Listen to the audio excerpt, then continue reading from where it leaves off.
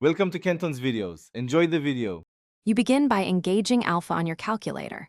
Press the alpha key and watch its indicator light or color change so you know it's active. Once active, type letters directly for variable names, labels, or commands. Make sure to release shift keys first because some calculators need alpha plus a secondary key. If your device stays numeric, press mode and switch to letter or alpha entry.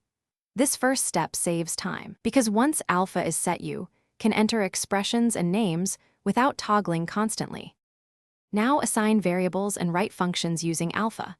Press alpha, choose a letter, then press equals or SDO to store a value and confirm the assignment.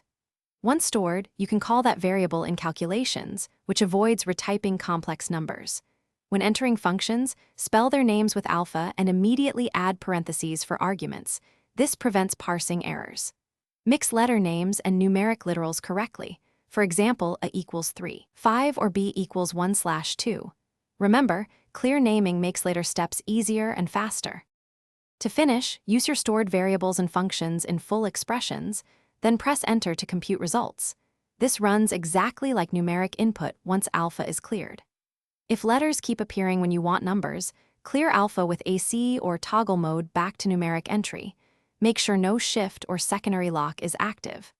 If you get syntax or domain errors, inspect variable names, matching parentheses, and whether you accidentally left alpha mode on. One quick troubleshooting tip: retype the expressions slowly.